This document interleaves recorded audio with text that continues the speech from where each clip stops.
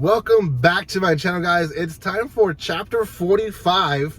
Yes, chapter 45 of Sachi-iro no One Room. There's actually two other chapters out that I haven't reviewed yet on Crunchyroll Manga, and I want to catch up on this series because it's a series that it's one of the series I started a long time ago once I started reviewing manga, and I'm definitely going to continue this one as it ends. So Sachi-iro no One Room, if you guys don't know much about it, it has a lot of themes on this series. There's abuse, there is neglect. There's a lot of horrible things happening in this story. So if you haven't seen the other videos, go check out my other videos on this series.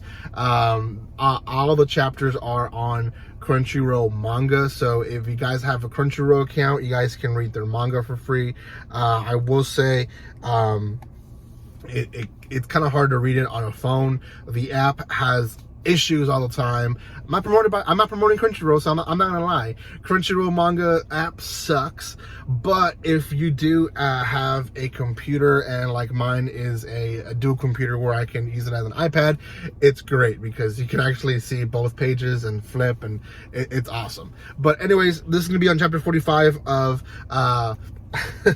Sachi-iro no One Room, chapter 45. It's written as One Room of Happiness in Crunchyroll, so that's the English name.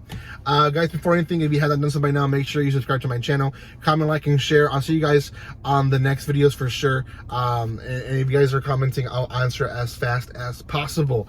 Also, if you want to follow me on social media, TikTok, Twitter, Instagram are the best ones to follow me. Okay, chapter 45 it still continues the past of Haru. And who is Haru? Well, he is our main protagonist, who we've never had a name for, and now we do. And we're still seeing how he basically became who he is. And they do a huge jump from chapter 44 to 45. I had to go back to 44 to see where we left off, and because I was kind of confused, like, what the heck is going on? And now I know. Essentially, Haru becomes a teenager or an older person, and he finds a way to get a home, finds a way to get a job, and he brings his dad, the guy that rescued him when he was a baby, under his wing. He's like, hey, come live with me. I have a place to live, and I have a job now. Well, I've had a job. He did it behind his back. I can provide food. We'll eventually buy some appliances, some furniture. We'll have a good life, right? This was the goal to get to this point. And it starts getting weird between them from the get-go. He's very like, how did you do all of this? Like, how were you able to do that? And essentially he explains to him, like, I found an ID.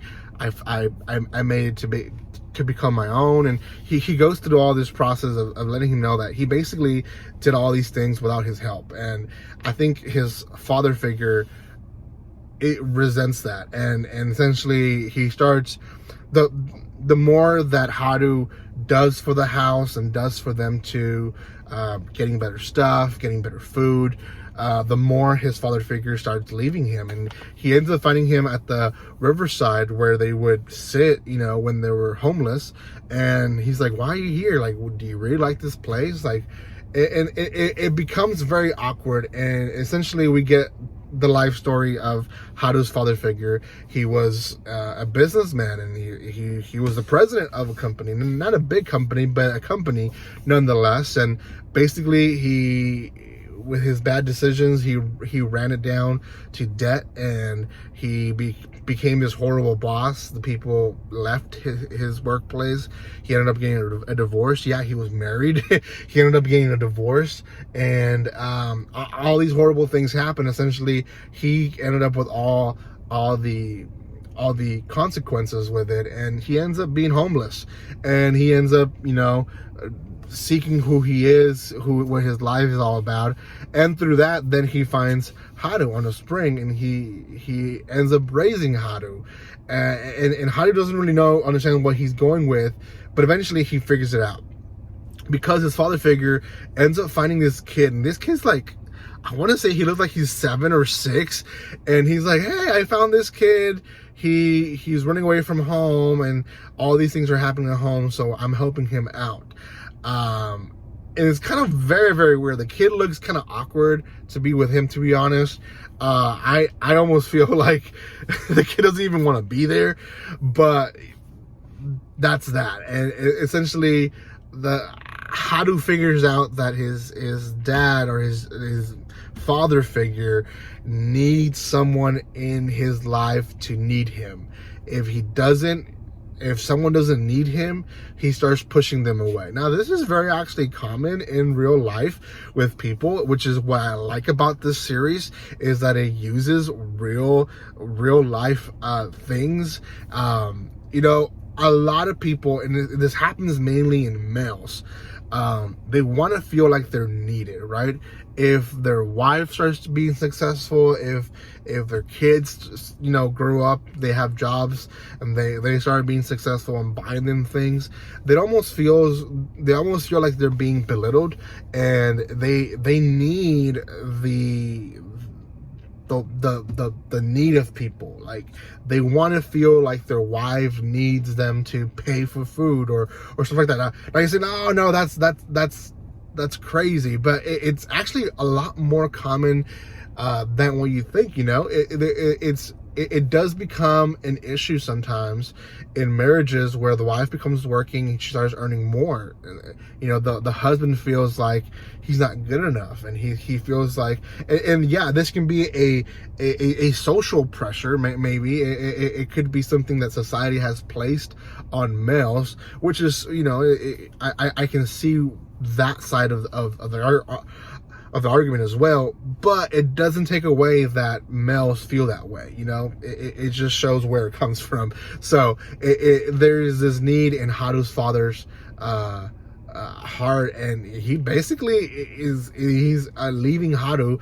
And at the end of the chapter, he asks Haru if he can bring the boy to live with them in the house.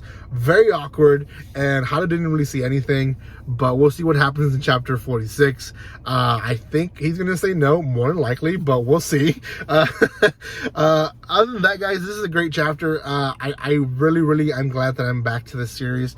I'm gonna assume chapter 46 we're still gonna be in the past, and I don't know what happens in chapter 47. I don't know, we'll finally jump back into the present with Sachi, but we'll see. For now, guys, it's a great series. I recommend it for sure. 8.5 out of 10. Go check it out. It's on Crunchyroll. Manga. Use their website. Don't use their app. Their app sucks. I can never almost even open it. And I've sent messages through Twitter to them, and they don't respond. They don't care. So anyways, thank you for your love and support, guys. I'll see you guys next time. And like always, don't be strangers. See you guys.